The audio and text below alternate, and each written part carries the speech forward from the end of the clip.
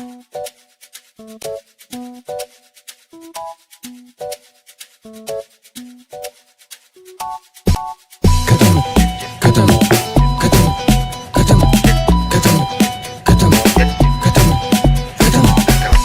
تدقس وتعمل فالح، اوعك تدقس يا زول وتبيع اخلاقك بكم لايك. اوعك تدقس، حاول فرق حاول بين الصالح وبين الطالح. حاول فرق. محتوى فارغ عايز توصل، تخرب بيت وتجوت الهل، تضل شافع ترندك كايس، لابس احمر ترندك كايس، لابس ساكت ترندك كايس، لابس ما لابس، ترندك كايس، لايك ما لايك. ترندك كايس، كتم كايس. كتم كتم كتم كتم كتم كتم كتم كتم.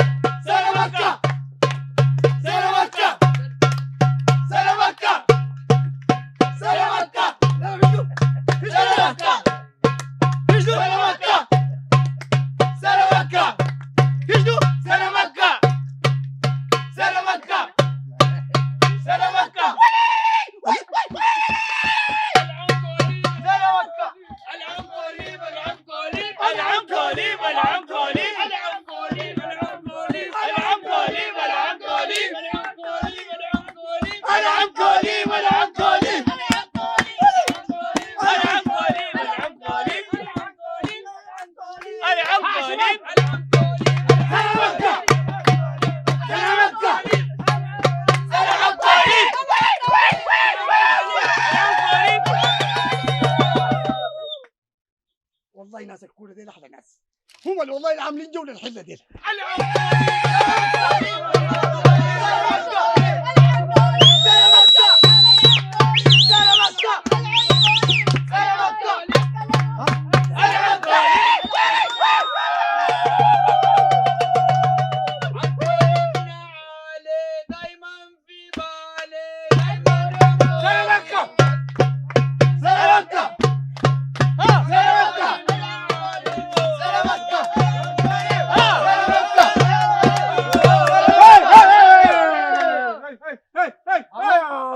ما عندكم اي حاجه؟ دول عندهم حاجه؟ لا. بعدين اقول لك حاجه، انتوا بتشيلوا لعيبتنا، لعيبتنا قاعد تشيلوهم، قاعد تشيلوا بواقينا انتوا.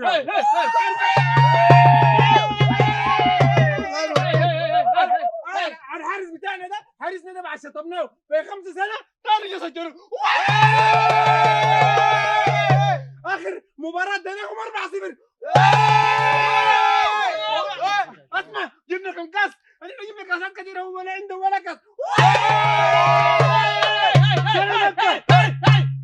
واحد يشفشفه، نحن مما قمنا بنطقطق فيكم تكتكت البشر. وريهم انت بعد عنقليب وش؟ ده عنقليب؟ لا نرجعوا. العنقليب وين؟ هناك العنقليب. ايوه العنقليب.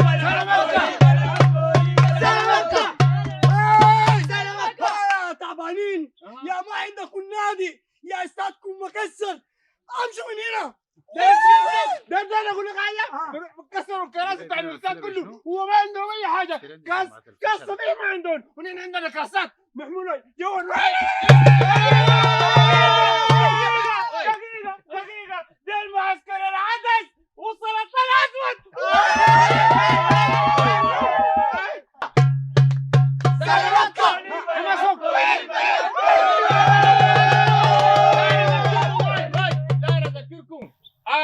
آخر قوم من ال4 أقوان جات لما المعلق ده قام فوق ودقدقكم وقال الكلام ده لما قال. أصدقائي المشاهدين أحبائي المتابعين في كل مكان، هي مباراة المتعة والإثارة. فريق العنقليب يلعب من بعيد ويجيب الجون في التأكيد، تمشي كرة أكيد فريق العنقليب أبراس يمشي كرة، ترجع كرة من جديد بركبتين، ركبتين تمشي كرة أكيد ويمشي كرة يسدد في المرمى. الجول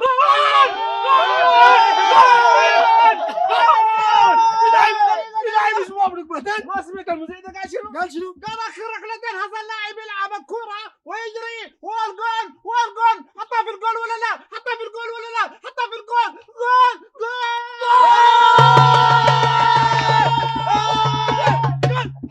جول هاي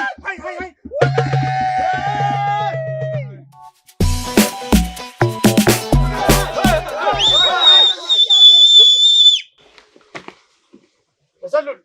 ها؟ تسلل. وين؟ اكو غامه رياضيه وما بتخجلوا؟ يا شباب أنا بنصحكم بقول لكم أنتوا تشجيعكم اللي بتعمل فيه ده ما صح. ده بيقود لمشاكل بيناتكم، يعمل يعني دهانة بيناتكم، وأنتوا لازم تشجعوا تشجيع مثالي. العصبية ما غير ما تضيعنا ما توصلنا لحلل.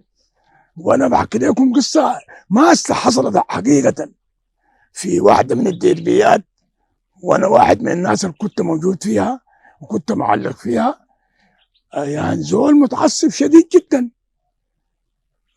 جاب عربيته لما رجع البيت رجع برجلين.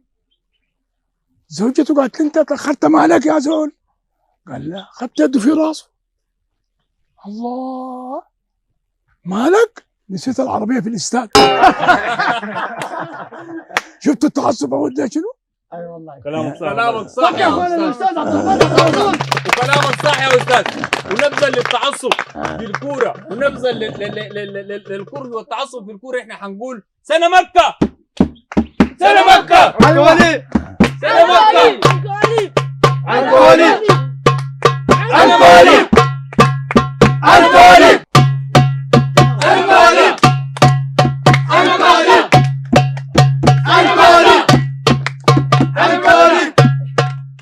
عنقولي سنه مكه.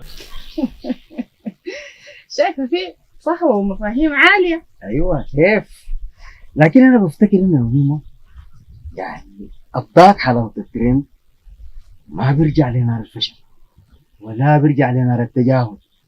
لكن المحيرني الشباب ديل بعد ما عملوا لنفسهم كل الهلمانه دي يرجعوا للاستاذ صلاح.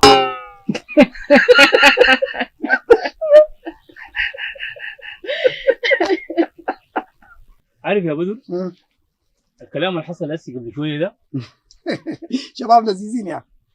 ما لذيذين شنو يا اخي؟ ده اسمه عدم قبول الاخر. يعني انت ما تقبل اي اختلاف معك وميوله. هاي كلام كبار دول، بس اللي بيشوفك يقول اعلامي لكن من نخش الحلقه تتحول لفتانه ومشاطه.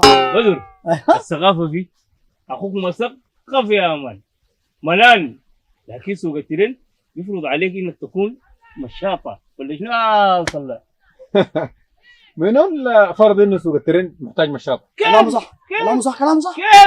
كيف من فرض عدد المتابعين والمشتركين؟ والله كاتل بتجيك دي يا حبه يا اخي اسمعني، ده نجاح مبني على الافتراض.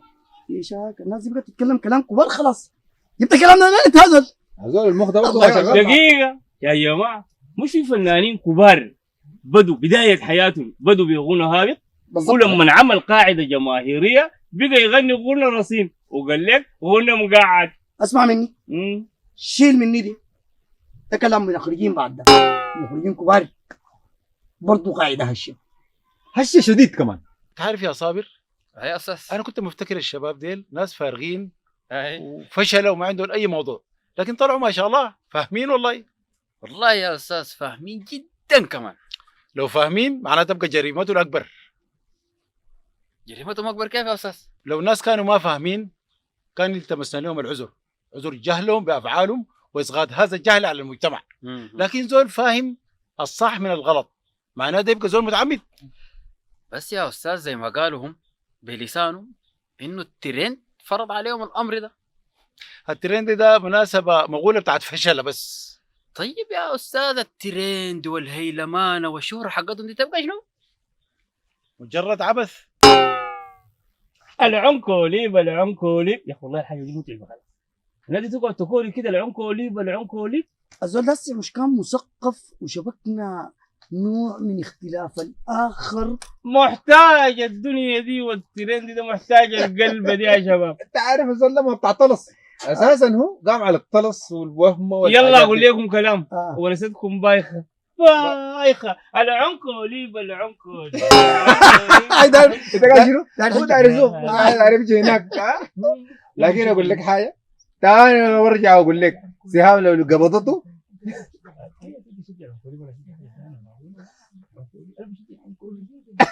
العنكولي العنكولي العنكولي. الله عليك الله عليك. هذا خلي لي ذلك بدل تولد معه ثاني. الرسالة جات، الشغل كبس كبست.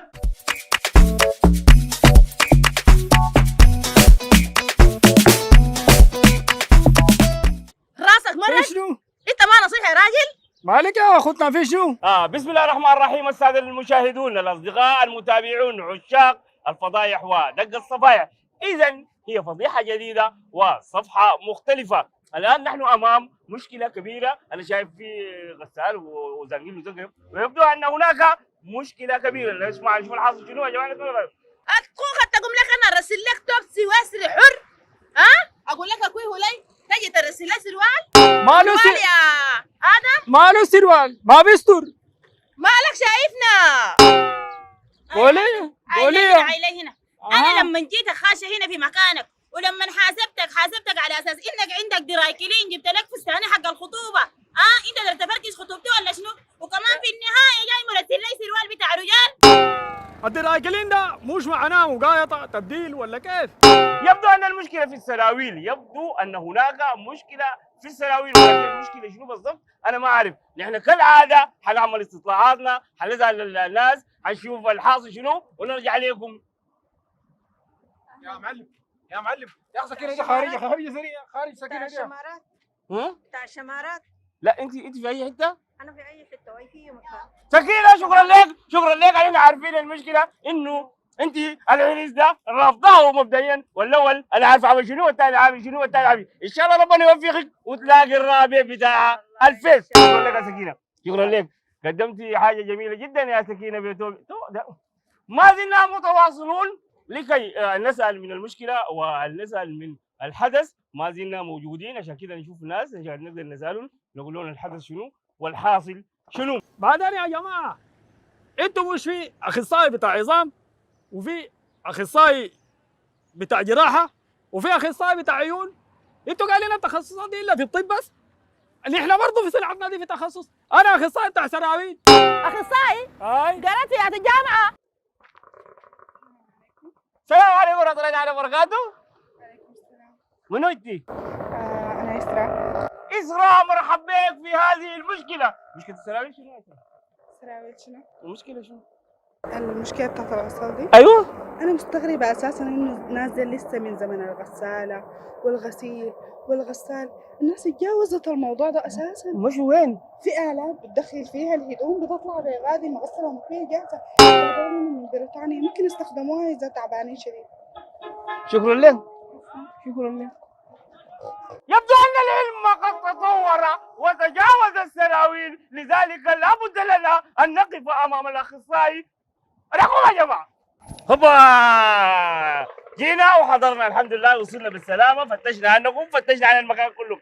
طيب عزيزي المشاهد المتابع الكريم، ونحن في مكان الحدث، نعرف المشكلة شنو عشان نطرحها أو نديك لها مجيها مسبكة. السلام عليكم. عليكم السلام. شايف مشاكل بتاع السراويل وكذا، ما هو ذلك؟ والله الناس ديل ما بعرف انا اقول شنو ذات. الناس ديل انا مش في اخصائي بتاع عيون. نعم. وفي اخصائي بتاع عظام. ايوه. انا اخصائي بتاع سراويل. يبدو اننا وصلنا الى المكان الصحيح، انه اخصائي بتاع شنو؟ اخصائي بتاع سراويل. المرة ده يجيب لي فستان ويقول لي ده دراي كلي. دقيقة بس نرجع لها. وانت يا بنظارات انت اديتي شنو؟ انا اديته فستان. فستان ماركة. انها تقول انها اعطته فستان ماركة؟ يعني ماركة يعني سمح يعني مستورد من برا. مستورد ولا مستورد؟ بالويو ولا بالميم؟ مستورد. انت جاي تحل المشكلة ولا جاي تزيد الطينة بس؟ لا جاي احل المشكلة. خلاص يلا حل المشكلة بس، خليه يديني فستاني بس. وداك شنو؟ اداني سروال. وديت الفستان بتاع البلدي وين؟ ما قال درايكلين، درايكلين ده مش مبادله. مش مبادله، ما بدلنا بها سروال. درايكلين مبادله؟ ما خلاص هو قال انا ما اخصائي بتاع السراويل يعني. نحن لا انا ما اخصائي السراويل. انا الكلام ده اقوله لك عديل، الناس دي اديهم سراويل بس.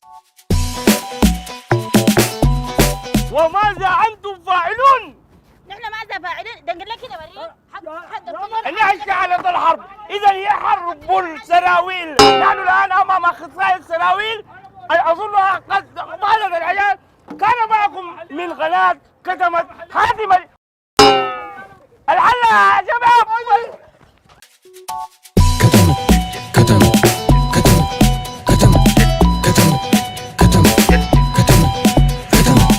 اوعك تلقص وتعمل فالح، اوعك تلقص يا زول وتبيع اخلاقك بكم لايك. اوعك تلقص، حاول فرق، حاول بين الصالح وبين الطالح. حاول فرق. محتوى فارغ عايز توصل، تخرب بيت وتجوت الهل، تضل من شافع ترندك كايس، لابس احمر ترندك كايس، لابس ساكت ترندك كايس، لابس ما لابس ترندك كايس، لايك ما لايك ترندك كايس، كتمت كايس.